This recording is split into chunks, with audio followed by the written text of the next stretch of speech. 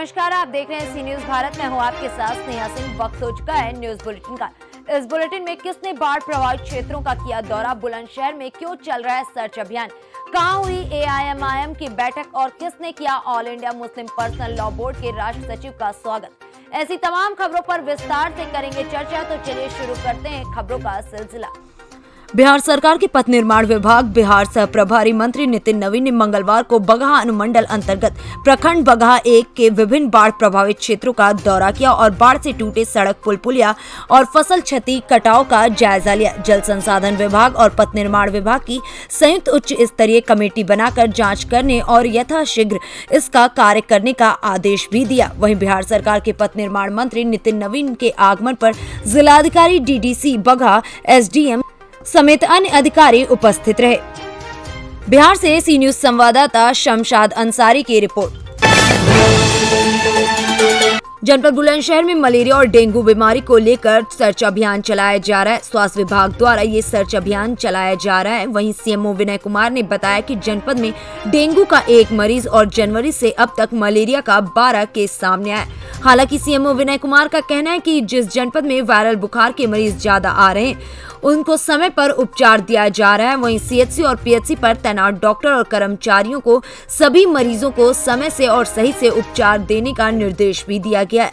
हालांकि जिला चिकित्सालय में रोजाना 250 मरीज बुखार से पीड़ित आ रहे हैं। CHC श्याना पर जहां महिलाओं का डिलीवरी की जाती है, कुछ नर्सों द्वारा महिलाओं से पैसे की मांग की गई थी। सर, क्या कार्रवाई की गई है और सर क्या पूरा मामला था? 2 दिन पहले सूचना प्राप्त हुई थी रात में, तो तुरंत वहाँ के जो अधीक्षक हैं उनसे बातचीत की गई। उन्होंने भी बात को कहा कि ये बात सही है। उनसे जवाब तलब किया गया, उनसे रिपोर्ट मांगी गई। किसी भी तरीके से धन की उगाही बिल्कुल गलत है, क्योंकि सारी सेवाएं स्वास्थ्य विभाग में जितनी भी हैं वो सब निःशुल्क हैं, बल्कि कुछ JSY वगैरह में तो लाभ उल्टा प्रदान किया जाता है। तो जो बातें थी वो अधीक्षक के द्वारा सही बताई गई। उनसे रिपोर्ट मांगी गई लिखित में और उनको तत्काल जो है कल जो है उनको वहाँ से हटा दिया गया। परसों रविवार था, रिपोर्ट रविवार में मंगा ली थी, लेकिन कल वर्किंग डे था तो कल उनको 2 उसमें स्टाफ नर्स थी और 1 उसमें से वार्ड आया थी जो इस चीज़ में लिप्त थी और उनको वहाँ से फिलहाल स्थानांतरित कर दिया गया दूसरी जगह। और सभी इंचार्जेस को, सभी अधीक्षकों को PSC CHC पर और जिला अस्पताल में महिला चिकित्सालय में ये निर्देश दे दिए गए। हालांकि ये निर्देश पहले से भी हैं। क्या नाम है आपका? वारिस अली। आप कौन से अस्पताल में भर्ती हैं और किस बीमारी को लेकर आप भर्ती हैं? मैं इस वक्त तो बाबू बनारस दास में भर्ती हूँ और मुझे उल्टी दस्त हुआ है। बाकी अब यहाँ अभी लोगों ने काफ़ी अच्छा कर रहे हैं। सुविधाएं मिल रही हैं आपको? पूरी सुविधाएं मिल रही हैं। दवाई वगैरह बहुत तसल्ली से लोग देख रहे हैं। जिस भी परेशानी बताया जा रहा है उसको ये लोग अच्छी तरह से उसको गौर कर रहे हैं। ये नहीं कि चलो अभी ऊपरी मन से वैसे बहकाया जा रहा हो। टाइम टू टाइम जब मरीजों को बुलाया, जब इनसे कहा जाता है, जब भी तुरंत मदद करते हैं लोग। एक घर के सा माहौल इन लोगों ने बना रखा है। ऐसा लगता नहीं है कि हम हॉस्पिटल के अंदर हैं, ऐसा है कि जैसे अपने घर में ही इलाज करा रहे हैं। बुलंदशहर से सी न्यूज संवाददाता नितिन सिंह की रिपोर्ट। ऑल इंडिया मजलिस इत्तेहादुल मुस्लिमीन पार्टी कार्यकर्ता समीक्षा बैठक 2022 के लक्ष्य को लेकर हुई। कार्यालय पर ऑल इंडिया मजलिस इत्तेहादुल मुस्लिमीन पार्टी की कार्यकर्ता समीक्षा बैठक पार्टी के वरिष्ठ नेता हाजी सैयद सादिक अली की अध्यक्षता में हुई। वहीं मुख्य अतिथि आतिफ मुबीन बुंदेलखंड प्रभारी द्वारा संपन्न की गई। झांसी पार्टी के वरिष्ठ पदाधिकारियों ने मुख्य अतिथि आतिफ मुबीन और प्रदेश कार्यकारिणी सदस्य डॉक्टर सुल्तान बेग का गर्मजोशी से स्वागत और सम्मान किया। AIMIM पार्टी के कार्यकर्ताओं में एक अलग ही जोश नजर आया। वहीं कार्यकर्ताओं को संबोधित करते हुए पार्टी के वरिष्ठ नेताओं ने आने वाले 2022 का लक्ष्य पाने के लिए सभी बूथ कमेटियां गठन करने पर जोर दिया। अपने अपने क्षेत्र पर बूथ लेवल पर मीटिंग और कमेटियां गठन करने के लिए दिशा निर्देश भी दिया गया। वहीं सभी कार्यकर्ताओं ने फूलमाला पगड़ी पहनकर स्वागत सम्मान किया। कार्यक्रम को संबोधित करते हुए मुख्य अतिथि ने कहा कि अगर पार्टी को मजबूत करना है तो पहले संगठन को मजबूत करना होगा, संगठित होकर कार्य करना होगा ताकि पार्टी को मजबूती मिले। आज झांसी जिले में ऑल इंडिया मजलिस इत्तेहादुल मुस्लिमीन के जिला संगठन की समीक्षा और आगामी विधानसभा के लिए झांसी सदर सीट की समीक्षा खास तौर करने के उद्देश्य से हमें झांसी में आए। क्या लक्ष्य है, कितनी सीटों की तैयारी है? तैयारी हमारी बुंदेलखंड की 10 सीटों पर तैयारी हम लोग कर रहे हैं, और लेकिन अंतिम फैसला हमारे उत्तर प्रदेश सदर का होगा, जनाब शौकत अली साहब का। किन मुद्दों को लेकर जा रहे हैं? हमारे मुद्दे वही है, 70 सालों से हमारे समाज को हर पार्टी ने वोट तो लिया, लेकिन हमारे समाज को उद्धार किसी ने नहीं किया। आप देख रहे हैं 2014 के बाद से मुसलमानों की वो हालत कर दी गई है जैसे जानवरों को मार दिया जाता है, कभी किसी नाम पे, कभी किसी नाम पे, कभी किसी नाम पे। हद तो तब हो गई कि अभी कानपुर की ताज़ा घटना है, एक मासूम बच्ची के सामने उसके वालिद को मारा गया। पूरी भीड़ देखती रही। मध्य प्रदेश में आपको देख लीजिए नहीं घटना हो रही है, कहीं चूड़ी बेचने वाले को मारा जा रहा है। तो ये वजह क्या है? वजह यह है कि हमारे पास कोई पॉलिटिकल आवाज़ नहीं है। उस पॉलिटिकल आवाज़ को मजबूत करने के लिए देश से जाएंगे। दूसरा, उत्तर प्रदेश की तमाम पार्टियों ने जो दलित हितैषी बनती हैं, दलितों के वोट तो लिए लेकिन अपनी तिजोरियां भरी। झांसी से ब्यूरो रिपोर्ट। आज all India Muslim personal law board के राष्ट्र सचिव मौलाना इरफानुल हक कादरी के न्यूरिया हुसैनपुर पहुंचने पर नगरवासियों ने फूलमाला पहनाकर स्वागत किया। सर्वप्रथम न्यूरिया पहुंचने पर आयुब गजाली के मकान पर कुछ देर विश्राम करने के पश्चात न्यूरिया के मदरसा गुलशन फातिमा में एक कार्यक्रम का आयोजन किया गया। कार्यक्रम में मुस्लिम पर्सनल लॉ बोर्ड के सदस्य मौलाना इरफानुल हक कादरी और उनके साथ आए अन्य लोगों को मदरसा गुलशन फातिमा के प्रिंसिपल मौलाना रईसुद्दीन समेत अन्य लोगों ने स्वागत किया। वहीं मौलाना इरफानुल हक के द्वारा समाज के लिए किए गए कार्यों की सराहना भी की गई और पत्रकारों से बातचीत में all India Muslim personal law board के सचिव मौलाना इरफानुल हक ने मुस्लिम समाज के उत्थान के प्रयास के बारे में विस्तार से जानकारी भी दी। सबसे पहले तो हजरत मैं आपको मुबारकबाद देना चाहता हूँ मुस्लिम पर्सनल लॉ बोर्ड के सेक्रेटरी बनने की, और उसके बाद मैं पूछना चाहता हूँ आपसे कि आपको जो जिम्मेदारी दी गई है तो आप मुसलमानों के लिए क्या क्या समस्याएं हैं, क्या क्या समस्याएं आप उठाना चाहते हैं अपने बोर्ड में? मुसलमानों के लिए इस देश में एक दो समस्याएं नहीं हैं, हज़ारों समस्याएं हैं। एक गंगा में मशर तो उसको बोलूँ, सैकड़ों बातों का रहने के ख्याल आता है। मैं उस तफसील में जाना नहीं चाहूँगा। हमारी जो हालत सियासी, समाजी, मजहबी, तालीमी इस मुल्क में है वो किसी तरह कुछ भी नहीं है। सरे फहरिस्त हमें और आपको इस बोर्ड का काम सरे फहरिस्त ये है कि मुस्लिम शरीयत की पूरी तरह से हिफाजत हो सके और उसमें किसी तरह की कोई मुदाखलत, कोई चीज़ की कोई बदलाव न हो। अगर कोई हुकूमत गवर्नमेंट इस तरह का कोई ऑर्डिनेंस कानून विधानसभा या पार्लियामेंट लाएगी तो इस बोर्ड का सबसे पहला अमल यह है कि वो देश और प्रदेश स्तर पर प्रभावी आवाज़ को उठाए और उस मुदाखलत से अच्छा, मुस्लिमों की शिक्षा के बारे में आपका क्या ख्याल है? मुस्लिमों की शिक्षा का स्तर सच्चर कमेटी की रिपोर्ट आज पूरे हिंदुस्तान में जिसकी ज़बान पर है कि हमारी तालीमी पसमानदगी का आलम यह है कि हमारी हालत दलितों से बदतर है। पीलीभीत से सी न्यूज संवाददाता निजाकत की रिपोर्ट। WHO ने टीकाकरण को कोविड-19 संक्रमण और वायरस को खाड़ी में रखने का एकमात्र तरीका सुझाया और इसी विनाशकारी वायरस से आपको और आपके परिवार को सुरक्षा मिल सकती है। यही एकमात्र उपकरण है जो दुनिया भर में लाखों लोगों की जान लेता है। बता दें कि ये पूरी बात राजा सुखदेव सिंह अस्पताल के डॉक्टर मुश्ताक हुसैन ने कही है।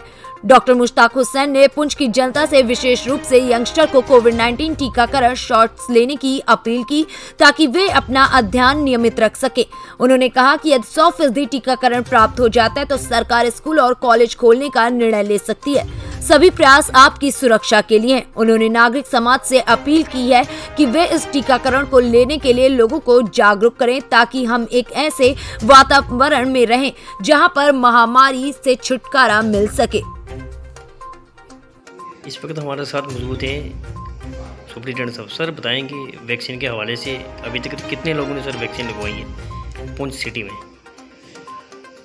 फिलहाल जो हमारी वैक्सीन की प्रोग्रेस है वो as compared to other district ठीक ही चल रही है, लेकिन जहाँ तक हम देखेंगे मेंढर, सोनपुर, मंडी और पुंछ, इसको जो हम कंपेयर करते हैं तो उसमें हमें पता ये चलता है कि मेंढर मंडी की वैक्सीन हमसे ज़्यादा हो चुकी है, सोनपुर की ज़्यादा हो चुकी है और पुंछ की जो है वो उस हिसाब से नहीं है जैसे बाकी जगहों की है। तो मेरी लोगों से गुजारिश ये होगी कि वो आए, 18 से वैक्सीन चल रही है फर्स्ट डोज और 45+ को सेकेंड डोज चल रही है।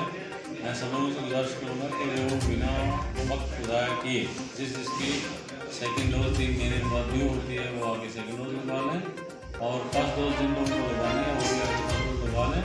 गवर्नमेंट ने प्लान बनाया हुआ है कि वो कॉलेज भी खोलना चाहते हैं और हायर सेकेंडरी भी खोलना चाहते हैं, तो उसमें जब तक कि ये बच्चे वैक्सीनेट नहीं होंगे और टीचर वैक्सीनेट नहीं होंगे तो वो स्कूल नहीं खुलेंगे और पब्लिक की जो डिमांड है कि स्कूल खुलने चाहिए उसको तब तक पूरा नहीं किया जा सकता जब तक वैक्सीन नहीं हो जाएगी। तो हमने देखा कि बहुत सारे टीचर भी अभी पूरी तरह वैक्सीनेट नहीं हुए हैं, बच्चे भी नहीं हुए हैं और 18+ के काफ़ी सारे जो बच्चे हैं कॉलेज जा रहे हैं या हायर सेकेंडरी में 18+ के बच्चे हैं, हमने देखा है कि वैक्सीन नहीं ले रहे हैं तो उससे उनको प्रॉब्लम है और उनके कॉलेज जो हैं उनको खुलने में टाइम भी लगेगा।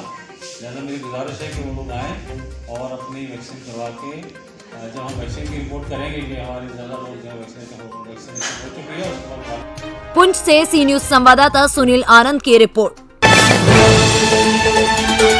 अमरोहा जनपद के पुलिस लाइन में आज मुरादाबाद रेंज के डीआईजी शराब माथुर पहुंचे, जहां पर उन्होंने महिला पुलिसकर्मियों के साथ संवाद स्थापित किया। उन्होंने महिला पुलिसकर्मियों से मिशन शक्ति अभियान के बारे में जानकारी हासिल की और कहा कि आप लोगों को घर घर जाकर इस मिशन शक्ति अभियान के तहत ताज़ा परेशानियों का सामना करना पड़ रहा है वह बताएं और आपको उससे अच्छे अनुभव क्या मिल रहे हैं वह भी बताए। वहीं महिला पुलिसकर्मियों ने भी अपने विचार साझा किए। पुलिसकर्मियों की बात सुनने के बाद डीआईजी रेंज शराब माथुर ने सभी को सराहा। उन्होंने कहा कि कोई भी परेशानी आने पर सीधे उनसे संपर्क किया जा सकता है। साथ में मौजूद है और आज बेसिकली जो बीच में महिला आरक्षियों को भेजा जा रहा है उसमें उनको कैसा एक्सपीरियंस था, क्या अनुभव रहा, क्या उनको दिक्कत आई, क्या उनको जो अभी तक हम लोग के द्वारा ब्रीफिंग दी गई थी उसमें अभी तक उनके द्वारा क्या कार्रवाई की गई है, वो सब चीज़ों की समीक्षा की गई। इस संबंध में उनके और क्या क्या कर्तव्य हो सकता है, कैसे वो अपनी रीच बढ़ा सकती हैं, कैसे उनको अपनी कार्रवाई करनी है अपराध नियंत्रण में, और जो गवर्नमेंट की और योजनाएं हैं उनको कैसे वो उसको मिशन शक्ति के अंदर में महिला का उसमें उपयोगिता हो सकती है। इस संबंध में आज विचार विमर्श और समीक्षा और दिशा निर्देश पुलिस लाइन अमरोहा से सी न्यूज संवाददाता गौरव श्रीमाली की रिपोर्ट। पूरा मामला नगर पंचायत सिरौली बरेली के मोहल्ला कौवा टोला का है, जहां मोहल्ले के रहने वाले जगदीश पुत्र मुनीम सुबह 4 बजे अपने खेत को देखने के लिए निकले। अंधेरा होने के कारण जंगली सुअर जगदीश देख नहीं पाए और जंगली सुअर धान के खेत में छिपा बैठा था। जैसे ही जगदीश सुअर के करीब पहुंचा तभी उसने जगदीश पर जानलेवा हमला कर दिया, जिससे जगदीश बुरी तरह घायल होकर खेत में गिर गया, जिससे उसके सिर में गंभीर चोट आई। सीधे हाथ की 3 उंगलियां जख्मी हैं। आनंद फानन में जगदीश ने फोन अपने घर किया और घटना की जानकारी घर वालों को दी, जहां जानकारी मिलते ही घर वाले खेतों की ओर दौड़ पड़े। घर वालों ने जाकर जगदीश को उठाया और उसे तुरंत अस्पताल पहुंचाया। डॉक्टर द्वारा उसके सिर में 26 टाँके आए हैं। बता दें कि गंगा नदी का जलस्तर बढ़ जाने के कारण जंगली जानवरों का रुख सिरौली की ओर हो गया है, जिससे किसानों की हरी भरी फसलें चौपट हो रही हैं। जी क्या नाम है आपका? जगदीश। कहाँ रहते हैं? सिरौली जी सैयद मोहल्ला। क्या घटना हुई थी आपके साथ? जानवर से हुई था। क्या जानवर था? देखा था आपने? जानवर पहचान में नहीं आया। आपके शरीर को चोट लगी हुई है, सिर में लगे कितने टाँके होंगे? 26 टाँके हैं। 26 टाँके हैं। हाँ। तो आप तो 3 बजे के टाइम की घटना बता रहे हैं, तो वहाँ क्या करने गए थे? लाइटिंग करने गए थे सर। आप जो मीडिया के माध्यम से क्या मदद चाहते हैं? जो आपकी इच्छा है। बरेली से सी न्यूज संवाददाता कुणाल आर्य की रिपोर्ट। मणियाऊ थाना क्षेत्र के चोरारी बाजार स्थित अंग्रेजी शराब की दुकान से सीओ पुलिस और आबकारी विभाग की संयुक्त छापेमारी में 5 लाख की कई ब्रांड की नकली अंग्रेजी शराब, खाली बोतल, रैपर और ढक्कन का जखीरा पकड़ा गया है, जिसकी जानकारी मणियाऊ थाना पर जिला आबकारी अधिकारी घनश्याम मिश्रा ने प्रेस कॉन्फ्रेंस कर दी है। दिलचस्प बात यह है कि थाने में मात्र 6 से 7 किलोमीटर दूरी चोरारी बाजार में नकली शराब का धंधा करने वाले शराब माफियाओं द्वारा इतने बड़े पैमाने पर नकली शराब का गोरख धंधा, वह भी लाइसेंसी शराब की दुकान पर फल फूल रहा था।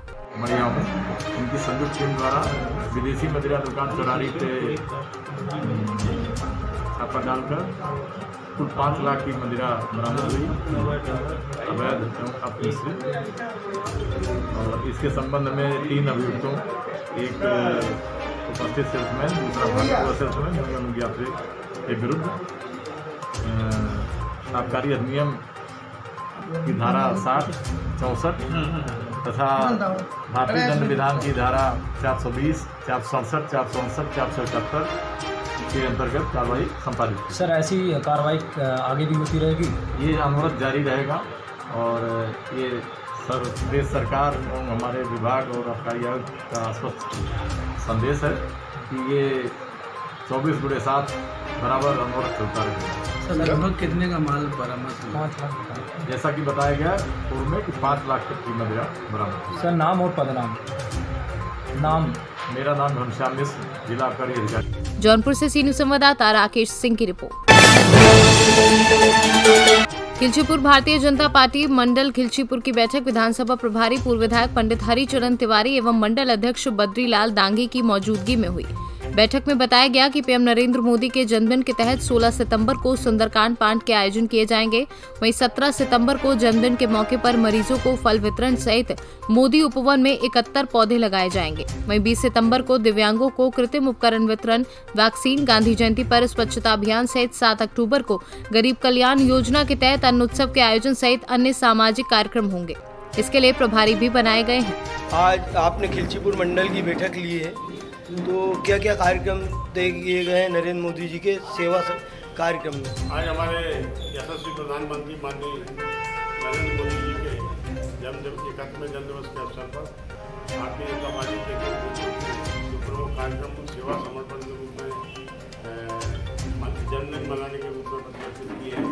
उसके तहत सर्वप्रथम महामारी, कोरोना जैसी महामारी से को रोकने के लिए, प्रभावी रूप से नियंत्रण करने के लिए हमारे 16 तारीख से 17 तारीख से लेकर टीकाकरण नमो टीकाकरण के नाम से हर मतदान केंद्र पर 1 से 11 टीकाकरण लगाए जाएंगे। दूसरा 20 तारीख को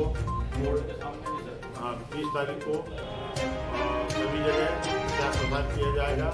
गांव, गरीब, किसान, दलित, आदिवासी और ऐसे सभी लोगों को जिनको जीवन की आवश्यकता है, उनके कल्याण के लिए योजनाएं जो संचालित की उनका लाभ दिलाया जाएगा।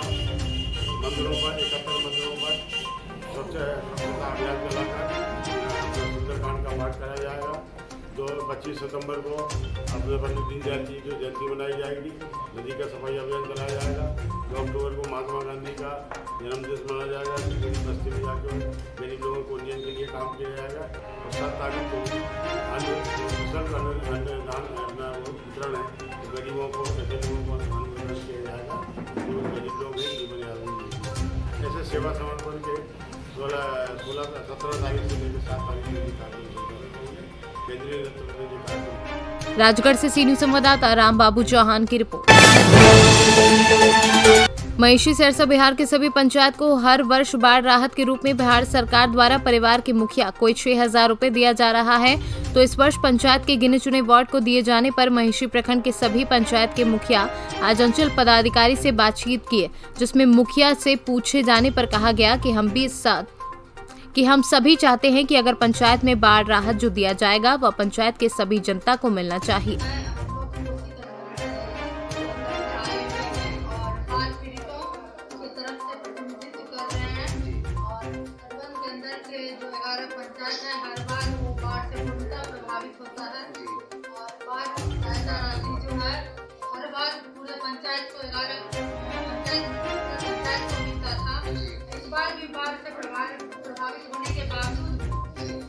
पंचायत को नहीं मिल करके आंशिक रूप से हर पंचायत में 1 वार्ड 2 वार्ड इसी तरह करके दिया गया है, जबकि वहाँ कोसी से प्रभावित सभी गरीब गुरबा परेशान है। और हम लोगों की ये मांग है कि उन लोगों को सहायता राशि मिलनी चाहिए। मैम, तो इसमें ये बताया जाए जो आपके पंचायत में जो जांच हुई है जांच करने के बाद ऐसा आदेश किया गया है कि वैसे ही आपको कर दिया गया? वैसे ही आदेश कर दिया गया, कोई प्रशासनिक कार्रवाई नहीं है, न कोई प्रशासन वहाँ गए हुए थे, न जिला के स्तर से गए हुए थे, पता नहीं कैसे वो उन्होंने द्वारा रिपोर्ट किया। तो आपके क्षेत्र लेवल में यानी बाढ़ आई हुई है? बाढ़ बिल्कुल आई हुई है, इसमें लगभग 1 महीना से हर पानी बराबर आ रही है, वहाँ बाढ़ का पानी बराबर आ रहा है। तो यानी आपको पंचायत के अंतर्गत में यानी 1 या 2 वार्ड को पैसा का जो घोषणा सरकारी बाढ़ राहत के रूप में दिया गया वही आपको दिया जा रहा है, यही दिया जा रहा है। इसके लिए आप लोग कह रहे थे भाई हमारे पूरा पंचायत को बिल्कुल। सहरसा से सीनू संवाददाता कामेश्वर राय की रिपोर्ट। फिलहाल इस बुलेटिन में बस इतना ही। देश विदेश की ऐसी तमाम खबरों को देखने के लिए बने रहें सी न्यूज़ भारत के साथ। हर खबर आपके साथ, आपके हाथ।